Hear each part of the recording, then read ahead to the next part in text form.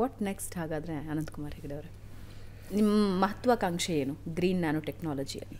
ನೋಡಿ, ಮುಂಚೆನೇ ಹೇಳಿದಾಗಿನೇ soil to space, agriculture ಟೆಕ್ನಾಲಜಿಯಲ್ಲಿ ಇದು ಬರಬೇಕು. ನಾಳೆ ಬಯೋಮೆಡಿಕಲ್ ಅಪ್ಲಿಕೇಶನ್ಸ್ದಲ್ಲಿ ಇವತ್ತು ನಾವು ಬರ್ತಾ ಇದ್ದೀವಿ. ನಮಗೆ ನಿಲುಕದ ಅನೇಕ ಕ್ಷೇತ್ರಗಳಿದೆ. ಇವತ್ತು ಎಲೆಕ್ಟ್ರಾನಿಕ್ ಚಿಪ್ಗಳಿದೆ. ಇದು ಚಿಕ್ಕದಾಗಬೇಕು, ಇನ್ನಷ್ಟು ಸ್ಮಾಲ್ ಆಗಬೇಕು, ಜನರಿಗೆ ಅಫೋರ್ಡೆಬಲ್ ಆಗಬೇಕು. ಇವತ್ತು ಕೀಮೋ ತೊಗೋಬೇಕು ಅಂತಂದ್ರೆ ಸುಮಾರು 1 ಲಕ್ಷ ರೂಪಾಯಿ ಖರ್ಚಾಗುತ್ತೆ. 50,000, 1 ಲಕ್ಷ, 2 ಲಕ್ಷ, 5 ಲಕ್ಷ ಎಲ್ಲ ಕೋರ್ಸ್ಗಳ ಮೇಲೆ ಹೋಗುತ್ತೆ, ಖರ್ಚಾಗುತ್ತೆ. ಇವತ್ತು ತುಂಬ ಕಡಿಮೆ ಖರ್ಚಿನಲ್ಲಿ ಇವತ್ತು ನ್ಯಾನೋ ಥೆರಪಿ ಮುಗಿಯುತ್ತೆ, ಸಕ್ಸಸ್ಫುಲ್ಲಾಗಿ ಮುಗಿಯುತ್ತೆ. ನಮ್ಮ ಹತ್ರ ಕೇಸ್ ಹಿಸ್ಟ್ರಿ ಇದೆ, ನಮ್ಮ ಹತ್ರ ಪ್ರೂಫ್ ಇದೆ.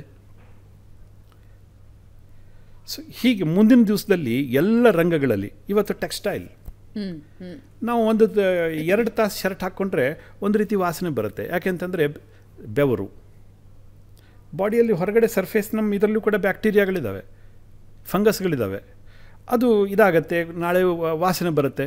ಆದರೆ ನ್ಯಾನೋ ತಂತ್ರಜ್ಞಾನವನ್ನು ಬಳಸಿ ನೀವು ಆ ಫ್ಯಾಬ್ರಿಕ್ಕನ್ನು ಮ್ಯಾನುಫ್ಯಾಕ್ಚರ್ ಮಾಡಬೇಕಾದ್ರೆ ಅಥವಾ ಅದರ ನಂತರ ವಾಶ್ ಮಾಡಬೇಕಾದ್ರೆ ಮಾಡೋದ್ರಿಂದ ಅಲ್ಲಿ ಬ್ಯಾಕ್ಟೀರಿಯಾ ಗ್ರೋತೇ ಆಗೋದಿಲ್ಲ, ಫಂಗಸ್ ಗ್ರೋತ್ ಆಗೋದಿಲ್ಲ, ನಿಮಗೆ ದುರ್ವಾಸನೆ ಬರೋದಿಲ್ಲ. ನ್ಯಾನೋ ಚಿಪ್ಗಳನ್ನು ಮಾಡೋದ್ರ ಮುಖಾಂತರ ನೀವು ಹೊಸ ರೆವಲ್ಯೂಷನಿಗೆ ಹೋಗ್ಬಿಡ್ಬೋದು.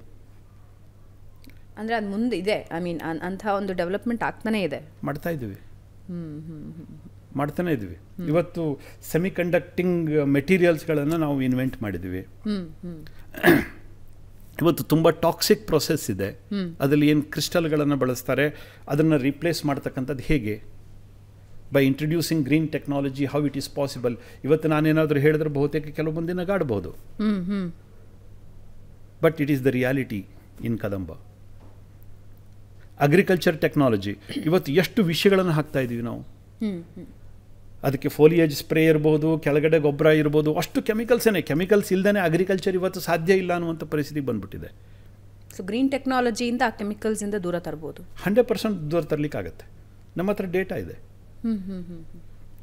ಡೇಟಾ ಇದೆ. ಇವತ್ತು ಯಾವುದೇ ಪ್ಯಾಥೋಜನ್ಸ್ ಎಷ್ಟು ಬ್ಯೂಟಿಫುಲ್ಲಾಗಿ ಅಲ್ಲಿರ್ತಕ್ಕಂಥ ಮಣ್ಣಿನಲ್ಲಿ ಕೂಡ ಸಾವಿರಾರು ಬ್ಯಾಕ್ಟೀರಿಯಾಗಳಿರ್ತವೆ. ಅಲ್ಲಿನ ಮೈಕ್ರೋಬಿಯೋಮ್ ಏನಿದೆ ಅದು ತುಂಬ ಡೈವರ್ಸಿಫೈಡ್. ಆದರೆ ನಮಗೆ ಬೇಕಾಗಿರತಕ್ಕಂಥ ಒಳ್ಳೆ ಬ್ಯಾಕ್ಟೀರಿಯಾಗಳನ್ನು ಇದು ಕೊಲ್ಲೋದಿಲ್ಲ, ಆದರೆ ಪ್ಯಾಥೋಜನ್ಸ್ ಮಾತ್ರ ಕೊಲ್ತವೆ ಇವು. ಯಾಕೆ, ಹೇಗೆ, ಏನು, ನಮ್ಮ ಹತ್ರ ಪ್ರೂಫ್ ಇದೆ, ವಿತ್ ಡೇಟಾ ಇದೆ. ಈ ಡೇಟಾ ಇಲ್ಲದೇ ನಾವೇನು ಮಾತಾಡಲಿಕ್ಕೆ ಆಗೋದೇ ಇಲ್ಲ. ನಾನು ಇವತ್ತು ನಿಮ್ಮ ಎದುರುಗಡೆ ಮಾತಾಡ್ಬಿಡ್ಬೋದು ಅಥವಾ ನೀವು ಸುಮ್ಮನೆ ಕೇಳ್ಕೊಂಡು ಹೋಗ್ಬಿಡ್ಬೋದು. ನಾಳೆ ಒಂದು ಸೈಂಟಿಫಿಕ್ ಕಮ್ಯುನಿಟಿ ಇರುತ್ತೆ, ಅವ್ರ ಎದುರುಗಡೆ ನಾನು ಪ್ರೂವ್ ಮಾಡಬೇಕಾಗತ್ತೆ, ಪಾತ್ವೇ ಪ್ರೂವ್ ಮಾಡಬೇಕಾಗತ್ತೆ. ಅದು ಹೇಗಾಗತ್ತೆ ಅನ್ನುವಂಥದ್ದನ್ನು ಪಾತ್ವೇ ಪ್ರೂವ್ ಮಾಡಬೇಕಾಗತ್ತೆ.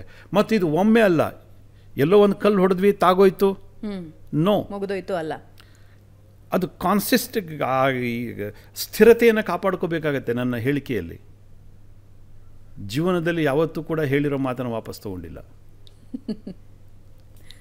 ಅನಂತಕುಮಾರ್ ಹೆಗಡೆ ಅವರ ಸ್ವಭಾವ ಅಲ್ಲ ಅದು.